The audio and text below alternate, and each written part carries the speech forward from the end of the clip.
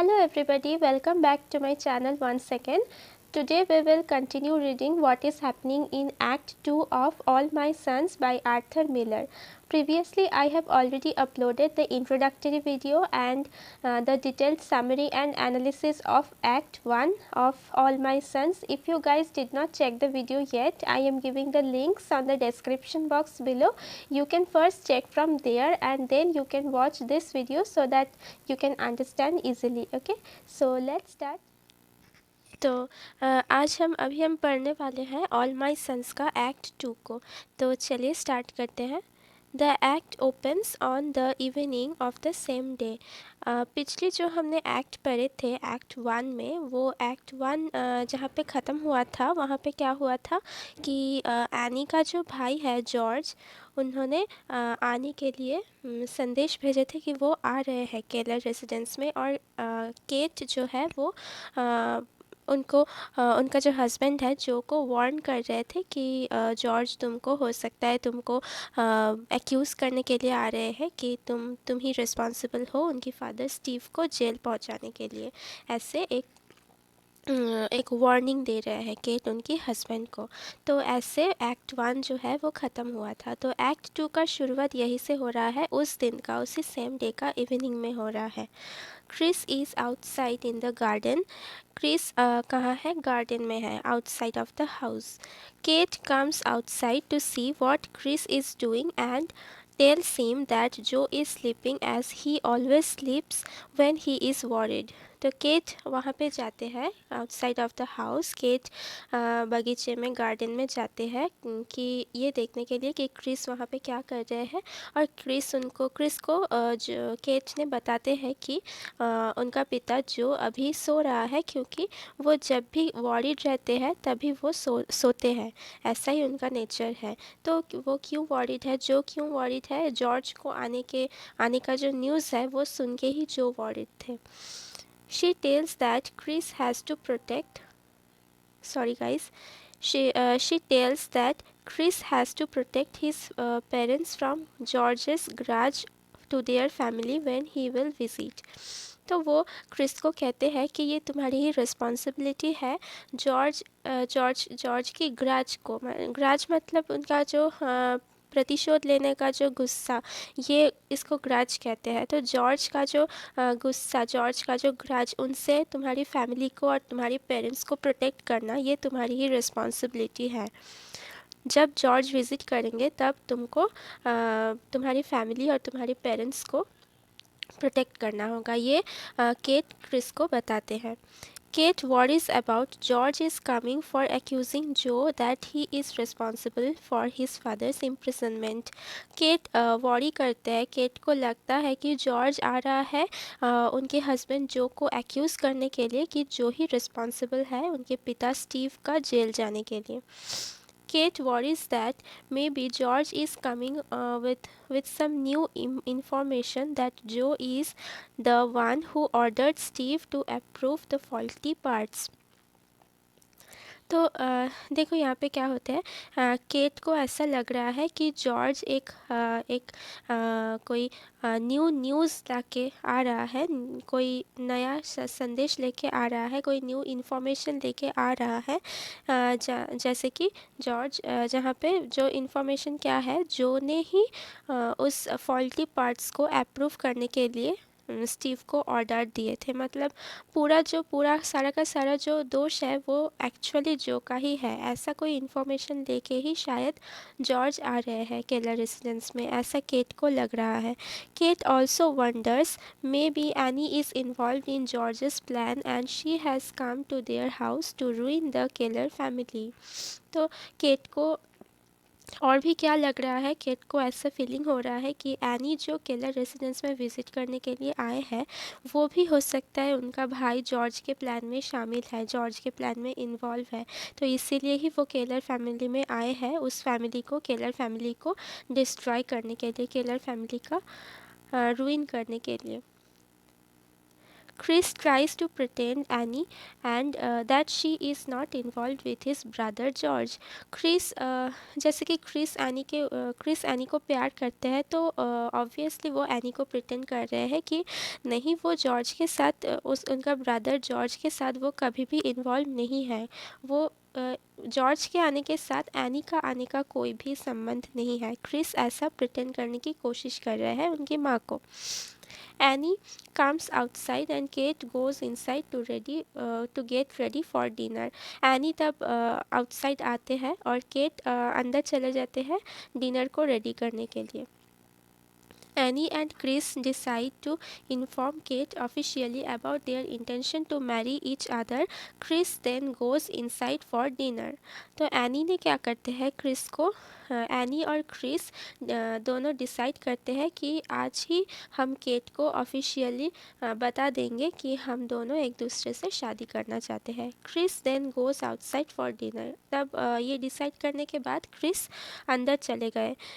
यहाँ पे देखो गाइस, क्रिस जो बाहर खड़े थे वो शर्टलेस खड़े थे, मतलब वो शर्ट नहीं पहने थे। तो वो अभी अंदर चले गए शर्ट पहनने के लिए, क्योंकि उसको डिनर करना है। तो डिनर करने से पहले उसको शर्ट पहनना है, तो इसीलिए वो अंदर चले गए। तो ये बहुत ही छोटा सा इन्फॉर्मेशन है, इसीलिए मैं यहाँ पे नहीं मेंशन की हूँ। Suddenly Sue comes into the yard looking for Jim. तो अचानक वहाँ पे कौन आते हैं, स्यू बेलिस। आप लोगों को शायद याद होगा स्यू बेलिस के बारे में। जिम बेलिस का वाइफ होते हैं स्यू बेलिस, और जिम बेलिस और स्यू बेलिस केलर फैमिली का फैमिली फ्रेंड होते हैं, ठीक है। तो स्यू वहाँ पे आते हैं लुकिंग फॉर जिम को ढूंढने के लिए। स्यू वहाँ पे आते हैं उनके हस्बैंड को ढूंढने के लिए। Where Annie is alone now. वहाँ पे एनी अभी अलोन खड़े थे, अकेले खड़े थे यार्ड में। Sue and Annie start a conversation. Sue और एनी ने एक कन्वर्सेशन स्टार्ट किया। Initially the conversation was pleasant, but very quickly Sue accuses that she finds it very strange about Annie as she is marrying the brother of her old beloved.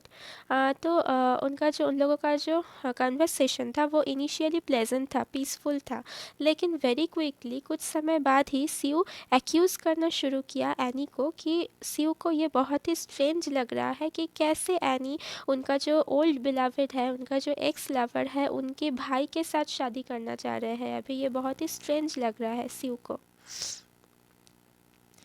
Sue also tells Annie that she and Jim knows that Joe merely lied on that time to get himself out of jail and to put Steve in prison. Annie cannot believe what she is listening. तो स्यू ने any को बता रहे हैं कि स्यू और gym वो दोनों जानते हैं कि जो तब उस दिन 3 years back उस दिन वो झूठ बोले थे खुद को बचाने के लिए, जेल से, इम्प्रिजनमेंट से खुद को बचाने के लिए और स्टीव को प्रिजन में डालने के लिए वो झूठ कहे थे। मतलब वो जो फॉल्टी पार्ट्स का प्रोडक्शन के बारे में जो वो बताया, वो झूठ बताया खुद के बारे में कि वो सिख थे। ऐसा आपको पता होगा अगर आप इंट्रोडक्टरी वीडियो देखे हैं तो जो ने उस टाइम खुद को बचाने के लिए झूठ कहे थे और स्टीव को प्रिजन में इसलिए डाला गया। तो एनी बिल्कुल विश्वास नहीं कर रहे थे कि वो क्या सुन रहे हैं, खुद के कानों में विश्वास नहीं कर पा रहे थे। Suddenly Chris comes back to outside and Sue leaves to go back to the Bayliss house. उस समय अचानक क्रिस दोबारा आउटसाइड आ गया, बगीचे में आ गया, और स्यू तब बेलिस हाउस में वापस चले गए। After Sue leaves, Annie asks Chris to be prepared to leave his family forever if it is revealed that Joe is responsible for the approval of the faulty parts and is responsible for her father's imprisonment. ये सब सुनने के बाद any स्यू को बता रहे हैं कि स्यू चले जाने के बाद एनी क्रिस को बता रहे हैं कि तुम प्रिपेयर रहना तुम्हारे फैमिली को फॉर एवर छोड़ने के लिए, तुम्हारी फैमिली को फॉर एवर छोड़ने के लिए तुम तैयार रहना अगर ये प्रूव होते हैं कि जो ही रिस्पॉन्सिबल है फॉल्टी पार्ट्स को अप्रूवल करने के लिए, और जो ही अगर ऐसा प्रूव होता है कि जो ही रिस्पॉन्सिबल है उनकी फादर की जेल जाने के लिए, अगर जो दोषी साबित होते हैं तो तुम्हारी फैमिली को छोड़ने के लिए तैयार रहना, एनी क्रिस को ये बता रहे हैं, क्योंकि उन दोनों का शादी होने वाला है तो इसलिए। Chris is unwilling. Chris is unwilling to abandon his family in this way, and Annie replies that George is not coming to Keller residence to catch up casually. Chris बता रहे हैं कि क्रिस को इच्छा नहीं है, क्रिस नहीं चाहते हैं उनकी फैमिली को इस तरीके से छोड़ने के लिए, अचानक इस तरीके से क्रिस उनकी फैमिली को छोड़ना नहीं चाहते हैं एनी की बातों से। लेकिन एनी बता रहे हैं कि उनको लग रहा है कि जॉर्ज केलर रेसिडेंस में कुछ कैजुअल कुछ मीट अप के लिए नहीं आ रहा है, कुछ कैजुअल कारण से नहीं आ रहा है। Annie also asks Chris to be prepared to get any kind of bitter confrontation with him. Annie बता रहे हैं क्रिस को कि उसको नहीं लग रहा है कि उनका भाई जॉर्ज केलर रेसिडेंस पे कुछ कैजुअल मीटिंग के लिए आ रहा है, कुछ कैजुअल कैचअप के लिए आ रहा है। उसको लग रहा है कि जॉर्ज ने ऐसा कुछ इन्फॉर्मेशन पाया है तो इसीलिए एक्यूज़ करने के लिए ही आ रहा है। तो क्रिस को वो बता रहा है कि तुम एनी काइंड ऑफ कन्फ्रंटेशन के लिए प्रिपेयर्ड रहना जॉर्ज के साथ। On the next day, Jim arrives with George after picking up from the train station. Next day क्या हुआ, जिम बेलिस जॉर्ज को ट्रेन स्टेशन से पिकअप करके केलर रेसिडेंस में आ गया। Gym is worried about Gorges anger. जैसे कि जिम और जॉर्ज एक साथ केलर रेसिडेंस में आया तो जॉर्ज का एंगर वो थोड़ा थोड़ा सा समझ में आया जिम को, तो इसीलिए जिम जॉर्ज की एंगर को देख के बहुत ही वॉरिड थे। George asks Annie is she already, sorry यहाँ पे शी होगा, is she already married with Chris और नॉट। जॉर्ज एनी को पूछ रहे हैं कि तुम क्या क्रिस से शादी कर चुके हो या नहीं। ऐसा जॉर्ज उनकी सिस्टर एनी को पूछ रहे हैं, क्या तुम ऑलरेडी मैरिड हो क्रिस के साथ या नहीं। Any replies that she is not yet married. तो एनी बता रहे हैं कि वो अभी तक शादी नहीं की है लेकिन करना चाहते हैं, ऐसा बता रहे हैं। George then announces that his sister Annie will not marry Chris at all.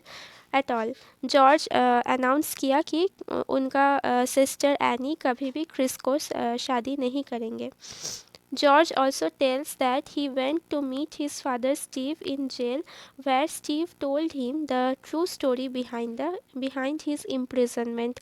तो जॉर्ज ने और भी बताया कि वो उनकी फादर स्टीव के साथ जेल में मीट करने के लिए गए थे, और वहाँ पे स्टीव उनको उनका जो इम्प्रिजनमेंट के बिहाइंड में जो स्टोरी है, जो बैकग्राउंड स्टोरी है 3 इयर्स पहले जो एक्चुअली हुए थे उसके बारे में सब कुछ जानकारी दे दिए है।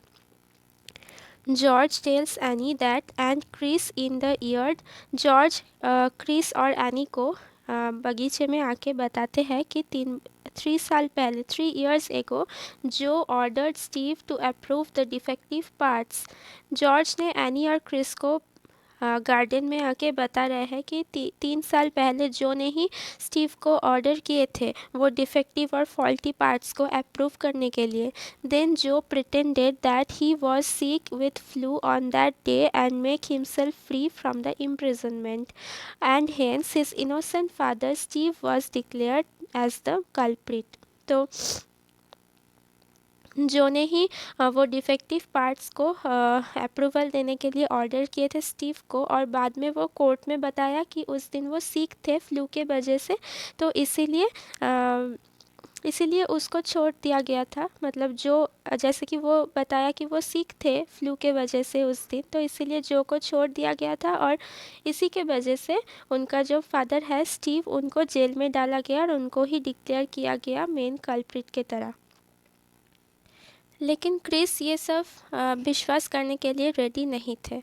Chris does not believe George as he is this is the same story that Steve told in the court, but George has a new fire in his eyes.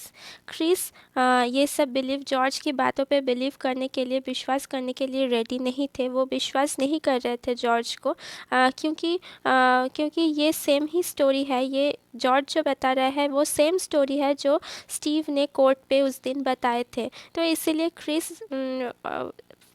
पिता और उसका बेटे दोनों ही सेम स्टोरी बता रहे हैं, तो इसीलिए क्रिस उनको बिलीव नहीं कर रहे थे। But George has a new fire in his eyes now. उस दिन जॉर्ज के आंखों में कुछ अलग ही फायर थे, कुछ अलग ही एंगर थे। Chris now starts doubting about Joe, but still she wants his father to be innocent. Chris धीरे धीरे जब कन्वर्सेशन कंटिन्यू होते रहा जॉर्ज और क्रिस का, तो Chris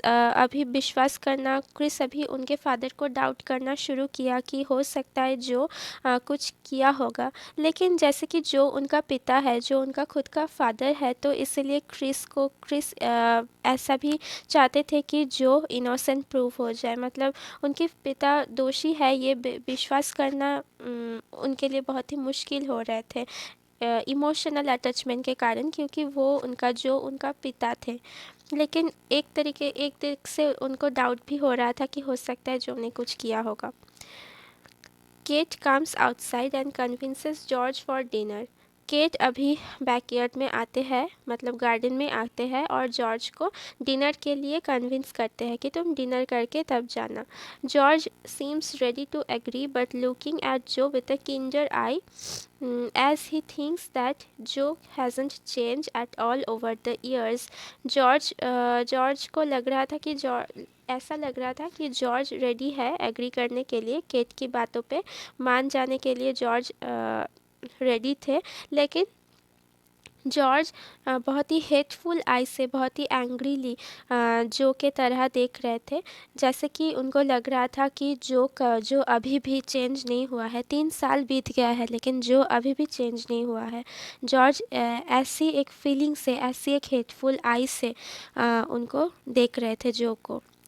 Kate suddenly says that Joe hasn't been sick at all for last 15 years, and immediately it is proved that Joe has lied about his sickness on the night of the production of the faulty parts just 3 years back. Kate ने कुछ conversation के दौरान cat ने suddenly बताया कि जो पिछली 15 साल से जो कभी भी सिक नहीं हुआ था, जो का तबीयत कभी भी ख़राब नहीं हुआ है पिछली 15 साल से। तो ये बताने के समय इमीडिएटली ये प्रूव हो गया कि जो झूठ बोले थे उस दिन, जिस दिन वो उनकी सिकनेस के बारे में कोर्ट में बताए थे कि जिस रात वो फॉल्टी पार्ट का प्रोडक्शन हुआ था और अप्रूवल हुआ था, उस रात वो सिक थे। ये तो झूठ था क्योंकि वो तो सिर्फ 3 इयर्स बैक ये घटना हुआ था। लेकिन उसका ही वाइफ केट बता रहे हैं कि पिछली 15 साल से उनका तबीयत ख़राब नहीं हुआ है। तो इससे प्रूव हो जाते हैं कि वो कोर्ट में उस दिन झूठ कहे थे। Kate is not prepare to accept all this about her husband. के ये जब प्रूव हो गया तो केट ये सब मानने के लिए तैयार नहीं था। उनके हस्बैंड के अकॉर्डिंग ये सब सुनने के लिए केट तैयार नहीं था। She goes inside for a moment and comes outside back to announce that she has packed Annie's bag and she can leave with George. तो केट गुस्सा हो गया और अंदर जाके कुछ समय के लिए अंदर जाके दोबारा बाहर आके कहा कि वो एनी का जो बैग है वो पैक कर चुके हैं और any can live with George. Any उनके भाई जॉर्ज के साथ केलर रेसिडेंस से जा सकते हैं। तो Chris and Annie both say that Annie will not leave when Annie will only leave when Chris wants her to, but George wants to take Annie anyway away immediately. Chris और Annie दोनों बता रहे हैं कि any तब भी Keller residence छोड़ के जाएंगे जब क्रिस चाहेंगे। जब क्रिस उनको कहेंगे एनी को, तभी वो जाएंगे केलर रेसिडेंस से, उसके पहले वो नहीं जाएंगे। और लेकिन जॉर्ज ने बता रहे हैं कि जॉर्ज ने चाह रहे हैं कि उनकी सिस्टर एनी को यहाँ से ले जाने के लिए। Suddenly on that moment Frank appears and says that he has just finished his astrological calculation. अच्छा, फ्रैंक लुबे कौन है, उनके बारे में हो सकता है आपको याद होगा। फ्रैंक लुबे एक एस्ट्रोलॉजर है और केलर फैमिली का पड़ोसी है, जिन्होंने केट को ये विश्वास दिलाया है कि लैरी अभी तक ज़िंदा है। तो फ्रैंक वहाँ पे सडनली अपीयर होके बताते हैं कि उनका लैरी के विषय में जो एस्ट्रोलॉजिकल कैलकुलेशन वो कर रहे थे वो अभी वो ख़त्म किया। और वो क्या ख़त्म किया हम पढ़ रहे हैं, and that 25th November was a favorable day for Larry, which means Larry can't have died on that day. तो वो बताते हैं कि ऐसे ही वो एस्ट्रोलॉजिकल कैलकुलेशंस करके पाए हैं कि 25th नवंबर लैरी के लिए फेवरेबल डे था, और इसका मतलब है लैरी उस दिन नहीं मरे हैं। Kate appreciates this information and send Frank back. तो केट इस इंफॉर्मेशन को अप्रिशिएट करते हैं, केट विश्वास करते हैं इस इंफॉर्मेशन से, और फ्रैंक को उनके घर वापस भेज देते हैं। After that, Kate says Joe and Chris that Chris will never marry Annie because Larry is still alive and Annie is Larry's girl.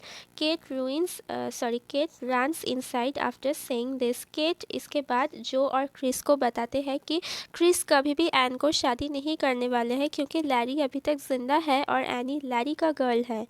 Cat runs inside after saying this. Kate ये बोल के अंदर चले जाते हैं। Chris is thinking about something different. ये सब कुछ एक तरफ हो रहा था, लेकिन क्रिस कुछ अलग सा ही सोच रहे थे, कुछ डिफरेंट थिंग्स सोच रहे थे। He is slowly realising that Joe probably did something on that night about the production of the faulty parts. Chris को लग रहा था, क्रिस धीरे धीरे रियलाइज़ करने लगे थे कि उनका पिता जो ने प्रोबेबली कुछ किया होगा 3 साल पहले उस फॉल्टी पार्ट्स के प्रोडक्शन के बारे में। उनका पिता का कोई ना कोई हाथ हो सकता है, ऐसा क्रिस को लग रहा था। धीरे धीरे ऐसा वो रियलाइज़ करने लगे थे। When Chris pressurised his father to say the actual thing that happened 3 years back, he finally confesses it was actually Joe himself who ordered to produce the faulty parts and to approve them, and he did so to save his business as he was worried about losing the government contract.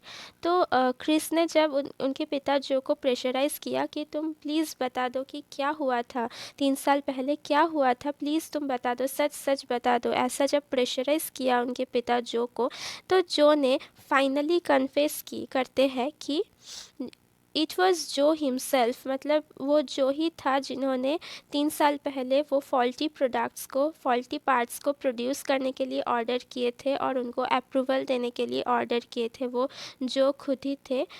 यही सच है। और ये वो किया था इसी के लिए कि उनका जो फैमिली बिजनेस है उनको सेव करना चाहते थे, इसीलिए वो ऐसा किया है। और वो उस टाइम बहुत ही वॉरिड थे कि उनके हाथ से गवर्नमेंट कॉन्ट्रैक्ट ना छूट जाए, तो इस कारण के वजह से वो ऐसा किया है, फॉल्टी पार्ट्स का प्रोडक्शन और अप्रूवल देने का ऑर्डर दिया है। Chris cannot believe that his father is responsible for the murder of the 21 young pilots. तो क्रिस खुद के कानों में बिलीव नहीं कर पा रहे थे कि उनका ही पिता जो रिस्पॉन्सिबल है 21 यंग पायलट्स के मर्डर के लिए। जो keeps arguing that at least he is not responsible for Larry's death. तो जो समझाने की कोशिश कर रहे थे क्रिस को, आर्ग्यू कर रहे थे कि हाँ मैं ऐसा किया हूँ, ऐसे फॉल्टी पार्ट्स को प्रोडक्शन और अप्रूवल देने का ऑर्डर तो दिया हूँ, लेकिन एटलीस्ट मैं लैरी के डेथ के लिए तो रिस्पॉन्सिबल नहीं हूँ। तो इस वजह से ये बोल के क्रिस को शांत करने की, क्रिस को कन्विंस करने की कोशिश कर रहे थे जो। But Chris is too horrified to hear the original truth about his father's action and he cannot say anything further. तो लेकिन क्रिस को कुछ मतलब कुछ क्रिस कोई भी कुछ भी बोलने के लिए तब उस समय उनका कंडीशन नहीं थे, मेंटल कंडीशन नहीं थे, क्योंकि क्रिस बहुत ही हॉरिफाइड हो गया था, क्रिस बहुत ही शॉक्ड हो गया था ये सुन के, ये सब सच सुन के, उसके पिता के बारे में, उसके पिता के एक्शन के बारे में, काम के बारे में, ये सब सच सुनने के बाद क्रिस के मुख से कोई भी एक शब्द भी नहीं निकला। वो कुछ बात ही नहीं कर पा रहे थे, इतना शॉक्ड हो गया था। तो Chris says when he was nearly dying in the war time to protect his country, his father was selling faulty parts and as a result of which 21 young soldiers died. Chris becomes devastated and tearful by this news. Chris बता रहे हैं कि युद्ध के समय मतलब second world war के दौरान क्रिस और उनके जो एल्डर ब्रदर है लैरी, दोनों ही एज ए सोल्जर वॉर में गए थे। तो क्रिस भी उस समय वॉर में थे एज ए सोल्जर। तो क्रिस बता रहे हैं कि वॉर के समय जब युद्ध चल रहा था तब मैं नियरली डाइंग मतलब मैं मरते मरते अपना जो मदरलैंड है, अपना जो कंट्री है, उनको बचाने के लिए कोशिश कर रहे थे जब, उस समय मेरा पिता जो ने क्या किया, क्या कर रहे थे, फॉल्टी पार्ट्स को बेच रहे थे और इसके कारण as a result of which इसके कारण 21 यंग सोल्जर्स का डेथ हो गया। तो इसके लिए वो बहुत ही शॉक्ड हुआ ये जानने के बाद। क्रिस बिकम्स डिवेस्टेटेड, वो बहुत ही डिवेस्टेटेड हो गया, बहुत ही फ्रस्ट्रेटेड हो गया और टीयरफुल, उनकी आंखों में आंसू आ गया ये न्यूज़ सुन के। हियर द एक्ट एंड्स, यहाँ पे ही एक्ट टू ख़त्म होता है। तो गाइस यहाँ ये पूरा था एक्ट 2 का summary and analysis. I hope कि आपको समझ में आ गया है। कोई भी डाउट होता है तो कमेंट सेक्शन में कमेंट कर सकते हैं। तो अगले वीडियो में हम एक्ट 3 का समरी एंड एनालिसिस डालेंगे। तो तब तक गुड बाय एंड अगर मेरा वीडियो अच्छा लगता है तो लाइक शेयर और सब्सक्राइब कर देना। Thank you.